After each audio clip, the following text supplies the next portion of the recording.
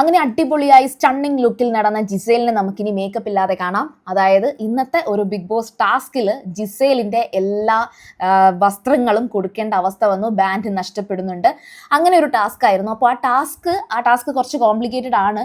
ആ ടാസ്ക് ഇനിയും ഉണ്ട്, സംസാരം ഇനിയും വരും.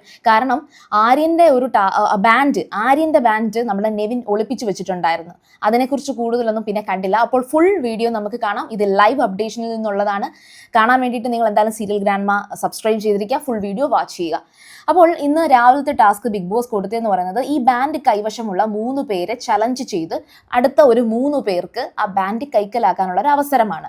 ആ 3 പേരെ ഇവർക്ക് എല്ലാവർക്കുമായിട്ട് തീരുമാനിക്കാം. അപ്പോൾ ബാൻഡ് കയ്യിലുള്ളത് ആരുടെയൊക്കെയാണ്? ഒന്ന് ആര്യന്റെ കയ്യിൽ, ജിസേലിന്റെ കയ്യിൽ, നൂറ ആൻഡ് ഫാത്തിമ. ഇങ്ങനെയാണ് 3 പേരുടെ കയ്യിൽ ബാൻഡ് ഉള്ളത്. അപ്പോൾ ഇവരെ ഓപ്പോസിറ്റ് ആയിട്ട് ചലഞ്ച് ചെയ്യാൻ വേണ്ടിയിട്ട് 3 പേരെ സെലക്ട് ചെയ്യാം. അങ്ങനെ സെലക്ട് ചെയ്ത 3 പേരെന്ന് പറയുന്നത് ഒരാൾ ഷാരിക, ഒനീല്, നെവിൻ. അപ്പോൾ അത് ആരെയൊക്കെയാണ് ചലഞ്ച് ചെയ്യുന്നതെന്ന് പറഞ്ഞുതരാം. ആര്യനെ ചലഞ്ച് ചെയ്തത് ഒനീലാണ്. പക്ഷേ ആര്യനാണ് ജയിച്ചത്, ഒനീല് തോറ്റുപോയി. അത് വോട്ടടിസ്ഥാനത്തിലായിരുന്നു ആ സംഭവങ്ങളൊക്കെ വന്നത്.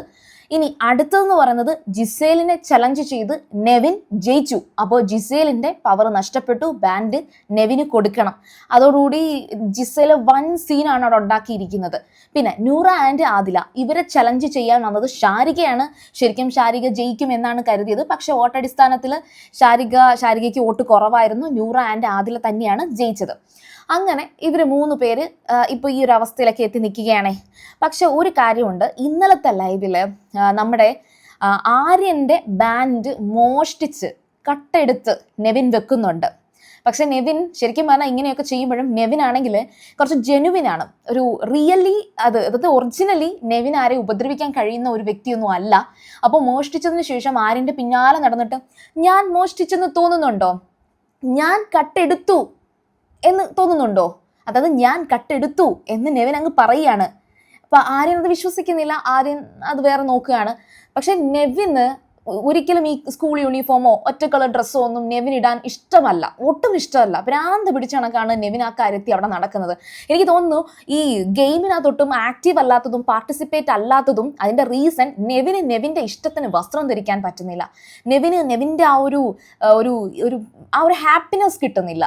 അവരുടെ എല്ലാവരുടെ ഇടയിൽ നെവിൻ ഇങ്ങനെ കൂറ ഡ്രസ് ഇട്ട് ഏത് നേരവും ബിഗ് ബോസിനോട് ഇത് പറച്ചിലാണ് നെവിന്റെ ജോലി. അവിടെയുള്ള എല്ലാവരോടും പോയി പറയും, കണ്ടോ ബിഗ് ബോസ് എനിക്ക് ഇതാണ് തന്നത്, എനിക്ക് ഇത് ഇഷ്ടമല്ല. ഇതേ കണക്കാണ് നെവിൻ സംസാരിച്ചുകൊണ്ടിരിക്കുന്നത്. ആരെയും ഹേർട്ട് ചെയ്യുന്ന ഒരു ക്യാരക്ടറേ അല്ല നെവിൻ. ഭയങ്കര ഒരു പ്യോർ സോൾ ആയിട്ടാണ് എനിക്ക് നെവിനെ കുറിച്ച് തോന്നിയത്. പക്ഷേ ജിസേലിന്റെ അടുത്ത് സംസാരിച്ച് നെവിൻ ആ ബാൻഡ് സ്വന്തമാക്കുന്നുണ്ട്.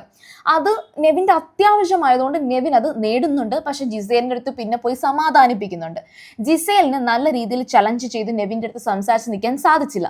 അതൊരു ലാംഗ്വേജ് ബാരിയർ ആയിട്ട് കൺസിഡർ ചെയ്യാൻ കഴിയില്ല. അങ്ങനെ ഒരു ബാരിയർ ബിഗ് ബോസ് ഹൗസിനകത്ത് വന്നിട്ട് പറയാൻ പാടില്ല.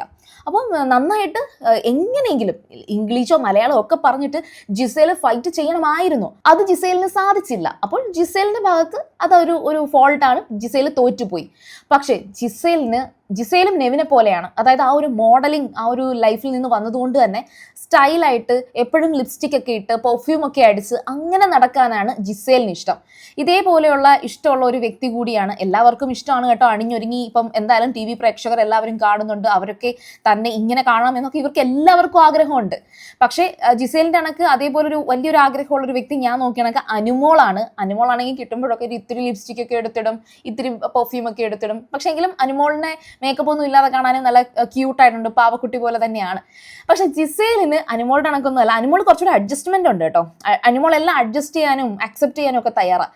ജിസേലിന് സഹിക്കില്ല. ജിസേലിന് എങ്ങനെ നടക്കും എന്നുള്ളത് കണ്ടറിയാം. അപ്പൊ ഏതായാലും ശരി, ജിസേലിന്റെ കയ്യിൽ നിന്ന് ബാൻഡ് നഷ്ടപ്പെട്ടു. ഇനി അടുത്ത ഒരു പ്രശ്നം വരാൻ പോകുന്നത്, ആര്യന്റെ കയ്യിൽ ബാൻഡ് ഉണ്ട്, അതുകൊണ്ടാണ് ചലഞ്ചിന് വിളിച്ചത്. ആര്യൻ അത് ചലഞ്ച് ചെയ്തു വീണ്ടും ഒനീലിന്റെ അടുത്ത് നിന്ന് ആ ബാൻഡ് നഷ്ടപ്പെടാതെ സൂക്ഷിച്ചു. പക്ഷെ ശരിക്കും ആര്യന്റെ കയ്യിൽ ബാൻഡ് ഇല്ലല്ലോ. ആര്യന്റെ കയ്യിലിരിക്കുന്ന ബാൻഡ് നെവിന്റെ കയ്യിൽ അതൊരു പൂച്ചെടി ചട്ടിക്കകത്ത് ഒളിപ്പിച്ച് വെച്ചിരിക്കുകയല്ലേ.